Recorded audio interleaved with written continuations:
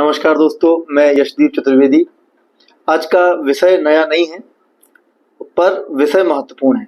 इस विषय पे हम पहले भी चर्चा कर चुके हैं, जो है कि पुलिस के द्वारा जांच के दौरान जो बैंक अकाउंट फ्रीज किए जाते हैं, अलग आजकल इस साइबर अपराधों में कॉमन हो गया है और बहुत ज़्यादा खाते फ्रीज होते हैं, लोग परेशान होते हैं।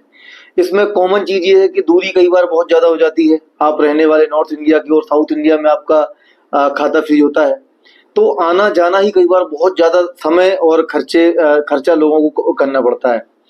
तो आज हमने इसी विषय को फिर लिया है और ये हमने एक केस मेरे सामने आया, जिसमें एक व्यक्ति के द्वारा खुद का खाता स्वयं बिना जाए केवल फोन और ईमेल पर अपने जानकारी को अधिकारियों को उपलब्ध करा के खाता खुलवाया गया। हर्ष सुराना उज्जैन से, जिनसे आज हम बात भी करेंगे कि कैसे उन्होंने अपना खाता खुलवाया।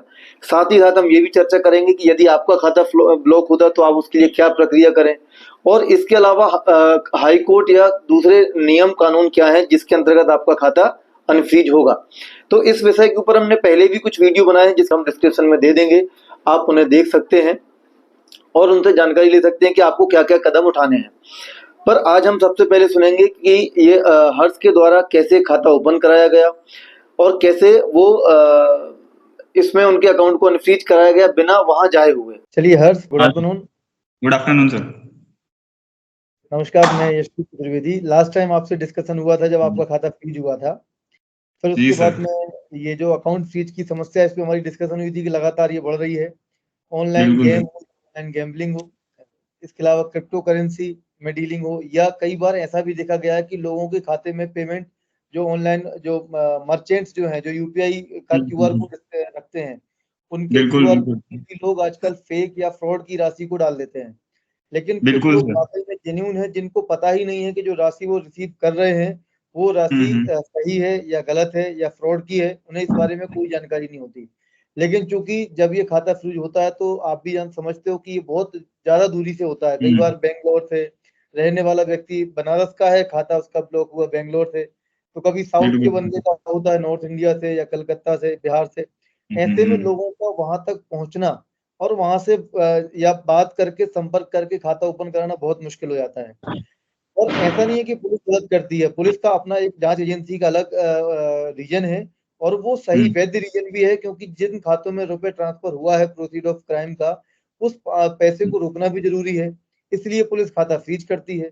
लेकिन यहाँ क्वेश्चन ये आता है कि पुलिस भी अपनी जगह सही कार्रवाई कर रही है, पर फिर भी कुछ ऐसे लोग परेशान हो जाते हैं जिनका वाकई में अपराध में कोई लेन देन नहीं होता और वो अपराध में शामिल भी नहीं होते। अब इसके साथ साथ ये भी देखा गया है कि किसी के खाते में राशि बहुत कम राशि ट्रांसफर होके आती है। मान लीजिए उसके खाते में मात्र 200 रुपए या 2000 रुपए आए, जबकि उसके खाते में पहले से उसके खुद के 2 लाख रुपए थे, तो पूरा का पूरा फ्रीज हो जाता है। तो आज मैं चाहूंगा कि आज आपसे भी हम डिस्कशन करें, साथ ही साथ में इसको लेकर क्या कानून है, हाई कोर्ट ने क्या ऑर्डर्स दिए हुए हैं, उस पर हम बाद में चर्चा करेंगे। पर पहले में ये, क्योंकि आपका खाता भी फ्रीज हुआ था, आपसे जब मेरा संपर्क हुआ, आपको गाइडेंस दी और आपने प्रॉपर बात करके अपना खाता ओपन कराया, तो मैं चाहता हूँ कि आप अपना पूरा नाम, आपका डेट ऑफ बर्थ बताएं, ताकि लोगों को पता चले कि भाई आप की एज क्या है, क्योंकि लोगों को लगेगा बहुत छोटे हो, आप फेस से ही बहुत छोटे लगते हैं।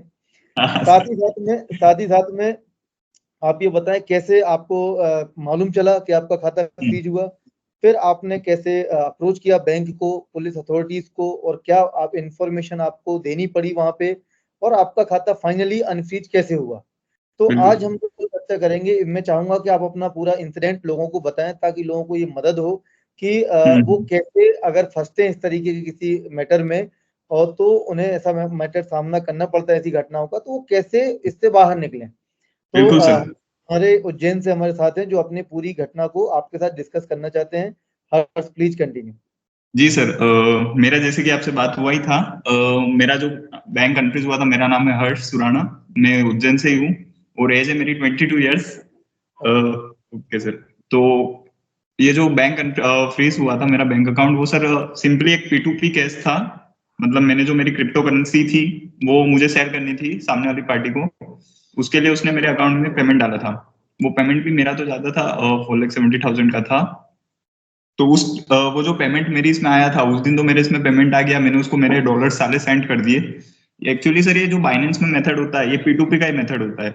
मतलब सामने वाला आपके बैंक अकाउंट में पैसे डालेगा, बदले में आप उसको क्रिप्टो सेंड करोगे। अब मेरे पास तो जो मेरा क्रिप्टो था वो मैंने उसको सामने वाले को सेंड कर दिया, उसने मेरे बैंक अकाउंट में पैसा भी डाल दिया। अब मुझे पता लग रहा है 8 दिन बाद मेरी बैंक से मुझे एक फोन आया था कि सर आपके अकाउंट में KYC वगैरह के लिए कुछ डॉक्यूमेंट्स चाहिए, तो आप बैंक आके सबमिट कर दीजिए। मैंने वो बैंक आके सबमिट कर दिया, आधार कार्ड पैन कार्ड मेरा मांगा था, वो मैंने बैंक जाके बकायदा सबमिट कर दिए थे। फिर अगले ही दिन मैंने ट्रांजेक्शन करना चाहा तो बैंक से ट्रांजेक्शन हुआ नहीं। मुझे नोटिफिकेशन मतलब उसमें ऐप में बता रहा था कि आपका अकाउंट जो है फ्रीज हो चुका है। मैंने बैंक में फोन किया, सर ये क्या हुआ? तो बैंक वालों पहले तो कुछ जानकारी दे नहीं रहे थे। फिर मैं ब्रांच जाके मिला, वहां से जो ऑफिसर थे उनके जो टीम थी उनसे जाके मिला।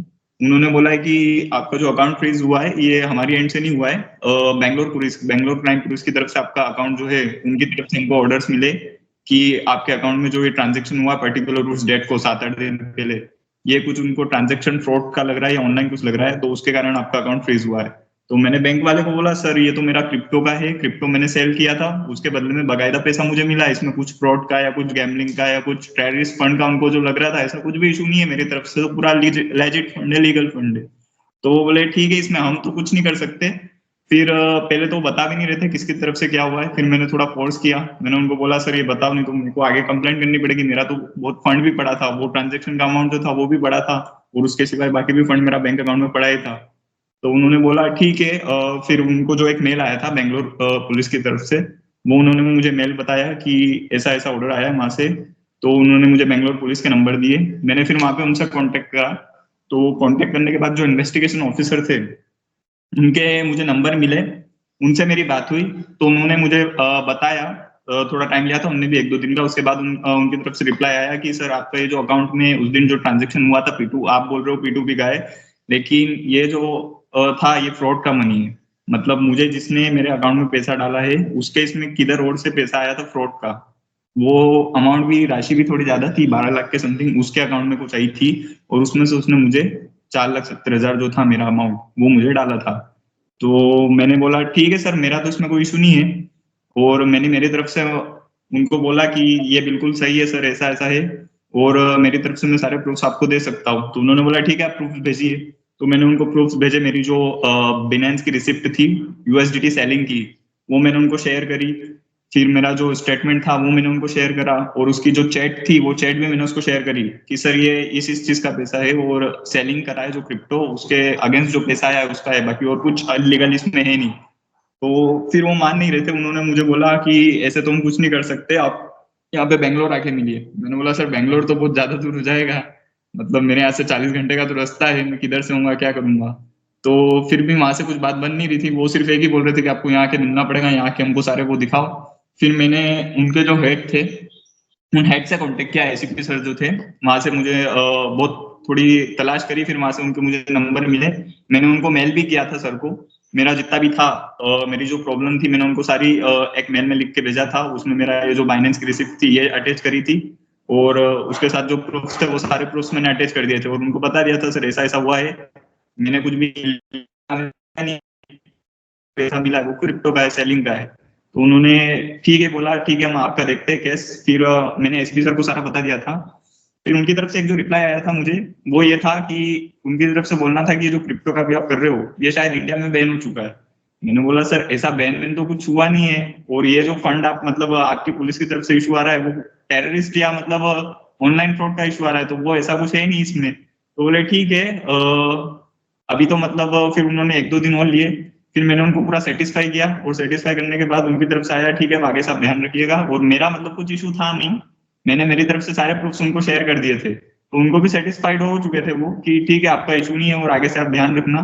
तो उन्होंने बिल्कुल वहां से जो इन्वेस्टिगेशन ऑफिसर थे उनको बोल दिया था कि ठीक है सर आप इनका कर दीजिए, और वहां से उनकी तरफ से जो मेल आया था बैंक को वापस मेल आया था मैनेजर को कि ठीक है सर आप इनका अनफ्रीज कर दीजिए, और इस प्रोसेस में लगभग 20-25 दिन लगे थे सर, लेकिन 20-25 दिन में हो चुका था मेरा भी अनफ्रीज अकाउंट। बाकी इसमें कुछ मतलब डरने की जरूरत नहीं है, यदि आपने कुछ गलत नहीं किया है तो आपको डरने की जरूरत नहीं है, क्योंकि आपके पास यदि लीगल प्रूफ है और ट्रांजेक्शन है तो आपको कुछ दिक्कत इसमें नहीं आएगी।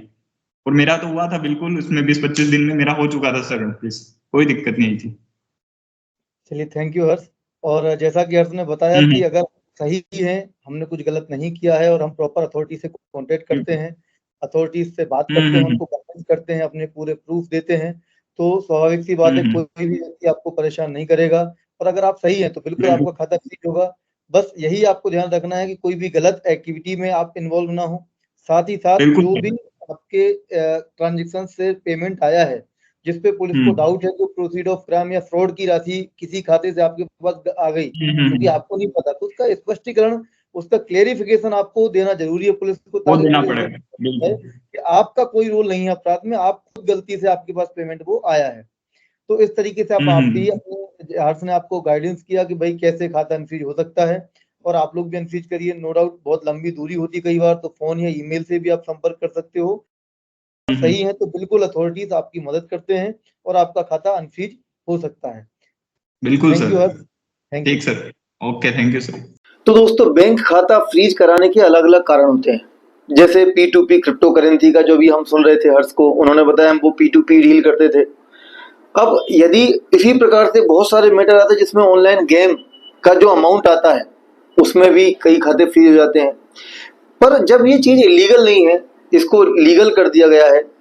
आप अगर देखेंगे तो जो पिछले साल 2023 में GST डिपार्टमेंट ने online games involving bets irrespective of skill और चांस, किसी भी टाइप का गेम हो, उसके ऊपर 28% GST लागू कर दिया है। तो जिस चीज में आप लीगल रूप से टैक्स ले रहे हो, फिर वो इलीगल नहीं है। फिर अगर वो ऐसे सर्विसेज में लोग राशि का आदान प्रदान करते हैं तो गलत कैसे हो सकता है, जब तक कि उस व्यक्ति का प्रोसीड ऑफ क्राइम में, किसी अपराध में इन्वॉल्वमेंट ना हो। तो जो ऐसे कई केसेस हैं जिसमें कि लोगों के पास में पेमेंट आता ऑनलाइन, उनको पता नहीं होता है फ्रॉड का है। इवन कई ऐसे मैटर भी देखे गए जिसमें QR कोड एक शॉपकीपर अपने दरवाजे पे लगाता है, उस QR कोड में कोई राशि स्कैन करके चला जाता है। कोई ऑनलाइन कुछ परचेस करता है, उसमें भी राशि प्रोसीड ऑफ क्राइम की डाल देता है, और उसका जिस व्यक्ति को पता ही नहीं कि प्रोसीड ऑफ क्राइम की राशि, उसका खाता फ्रीज हो जाता है। और ऐसे में उनको फिर कई लंबे समय तक अलग अलग समस्याओं का सामना करना पड़ता है, क्योंकि राशि बहुत छोटी आती है खाते में, छोटी राशि होती है, जबकि जो अमाउंट है, जो आपके खुद के खाते में राशि हो सकती है वो ज्यादा हो। जैसे मान लीजिए खाते में 2000 रुपए राशि आई, किसी व्यक्ति के द्वारा डाली गई, और वो प्रोसीड ऑफ क्राइम थी, आपको पता नहीं था, आपने तो सामान्य रूप से वो राशि अपने खाते में मंगाई थी, लेकिन आपके खाते में आया 2000 रुपए, जबकि आपके खाते में 2 लाख रुपए था, और पुलिस उसको पूरा फ्रीज कर देती है। तो ये प्रक्रिया को क्लियर किया, हाई कोर्ट ऑफ केरला ने इसके ऊपर जजमेंट दिया। उस ऑर्डर को भी हम डिस्कस करेंगे कि क्या क्या हाई कोर्ट के द्वारा अपने ऑर्डर में कहा गया। ये याचिका लगाई गई थी, बहुत सारी याचिकाओं को कॉमन करते हुए केरला हाई कोर्ट के द्वारा 1 सितंबर 2023 में ऑर्डर पास किया गया है, जिसके अंतर्गत 8 महीनों के अंदर एक समाधान बताया गया है हाई कोर्ट के द्वारा, जिसमें उन्होंने आदेश दिया है कि लॉ एनफोर्समेंट एजेंसी, बैंक इसको 8 महीने में शामिल करें। इसमें अलग अलग बैंकों को, अलग अलग स्टेट की पुलिस को इसमें पार्टी बनाया गया, जैसे reserve bank of India, axis bank, ICICI bank, DGP Gujarat और DGP केरला, राजस्थान पुलिस, ऐसे अलग अलग पुलिस ऑफिस एजेंसीज को इसमें पार्टीज बनाया गया। Home ministry, government of India, union of India को भी इसमें पार्टी बनाया गया, और सभी का व्यू लेते हुए हाई कोर्ट ने आदेश पारित किया, जिसमें हाई कोर्ट ने कहा कि भाई यूनिफाइड जो पेमेंट सिस्टम है, UPI सिस्टम है, बहुत इजी है और बहुत अच्छा है। इससे लगातार जो इसकी ग्रोथ है, लोग यूज कर रहे हैं, इसका रेट ऑफ यूज बढ़ता चला जा रहा है, लोगों को इसमें सुविधाएं हो रही हैं। लेकिन इसके यूज के साथ साथ इससे संबंधित जो साइबर अपराध हैं वो भी बढ़ रहे हैं। ये एक चिंता का विषय है, क्योंकि साइबर अपराधी इसकी तकनीकी जो फीचर्स हैं उसका फायदा उठाते हैं, जिसकी जानकारी लोगों को नहीं होती है। अब एक व्यक्ति, एक मर्चेंट है, शॉपकीपर है, वो अपने दरवाजे में QR कोड लगा के रखता है शॉप के। आप उससे 10,000 रुपए की शॉपिंग करते हो और उसका QR कोड स्कैन करके उसको पेमेंट कर देते हो। अब उसको कैसे पता होगा कि ये चोरी का है या सही है? तो एक इंडिविजुअल व्यक्ति है तो उसका अकाउंट आप फुली फ्रीज कर देते हैं। वहीं अगर कोई ऑनलाइन ई-कॉमर्स सर्विस प्रोवाइडर है, कोई रिलायंस ट्रेंड की तरह कोई बड़ा मॉल है, उसका आप फ्रीज नहीं करते हैं। तो ऐसी स्थिति में क्या करना चाहिए? तो इसमें हाईकोर्ट के द्वारा जब होम मिनिस्ट्री का जवाब आया, हाईकोर्ट के द्वारा पूछा गया, तो होम मिनिस्ट्री के जो सरकारी वकील थे उनके द्वारा बताया गया कि हमने एक NCCP, national cyber crime portal develop किया है, जिसमें लोग जिनके साथ फ्रॉड होता है वो शिकायत करते हैं। शिकायत प्राप्त होने के बाद हम जिस स्टेट से मिलती है उस स्टेट की एजेंसीज को हम फॉरवर्ड कर देते हैं और वो लोग अकाउंट को फ्रीज करते हैं। तो ये उनका आदेश होगा कि अकाउंट फ्रीज कब तक करना है और करना है या नहीं करना है, ये जांच का विषय होता है। तो इस पे हाई कोर्ट के द्वारा फिर आदेश दिया गया और बहुत अच्छा आदेश मैं कहूँगा कि जिसको हम कह सकते हैं कि इससे उन लोगों को राहत मिल गई जिन लोगों के साथ ऐसा कोई फ्रॉड हुआ था। तो हाईकोर्ट ने कहा कि वास्तव में यदि आपराधिक जांच में कुछ और पाया जाता है, मान लीजिए कि आपका अकाउंट फ्रीज तो कर दिया लेकिन आपका उसमें भविष्य में कोई रोल ही नहीं है, कोई रोल नहीं पाया जाता, फिर भी आपके अकाउंट में जो राशि थी वो फ्रीज है, और उसकी रिकवरी कैसे होगी? क्योंकि आपने किसी को वो कुछ सेल किया, आपके शॉप से उसने 20,000 रुपीज का कुछ परचेस किया, तो आपने सामान उसको दे दिया, मतलब आपने वैध रूप में वो राशि प्राप्त की। उसमें ये याचिकाकर्ताओं जो भी पीड़ित हैं उनको जो राशि उन्होंने ली वो किसी वैध तरीके से ली, वो इस बात से बिल्कुल अनजान थे कि ये अपराध की राशि है, तो ऐसे में उनसे रिकवरी कैसे की जा सकती है? तो ये एक सोचने का विषय था। तो इसमें हाईकोर्ट के द्वारा डायरेक्शन दिए गए कि जो भी बैंक हैं उन बैंकों को आदेश दिया गया कि याचिकाकर्ताओं के खाते को डेबिट फ्रीज करने के आदेश को सिर्फ उसी सीमा तक रखा जाए जितना उनके खाते में फ्रॉड की राशि में से अमाउंट आया है। मान लीजिए किसी व्यक्ति के खाते में 10,000 रुपये ही फ्रॉड का आया है तो उसका केवल 10,000 रुपये ही फ्रीज किया जाए, बाकी का जो आदेश है वो बाकी का जो अकाउंट है वो आप एक्टिवेट करिए ताकि जो पीड़ित हैं वो उसमें लेन देन कर सकें और उसका अपने अकाउंट को एक्सेस कर सकें। इसमें हाईकोर्ट ने आगे ये भी कहा कि पुलिस अधिकारी इन मामलों में शामिल हैं, उन्हें अब जो भी संबंधित बैंक में उन्होंने खाते फ्रीज कराए गए हैं लोगों के, याचिकाकर्ताओं को जिन्होंने केस फाइल किया था, वो उन्हें आदेश दें कि आखिर जो बैंक अकाउंट है वो कब तक फ्रीज किया जाना है और फ्रीज करने की आवश्यकता है या नहीं है।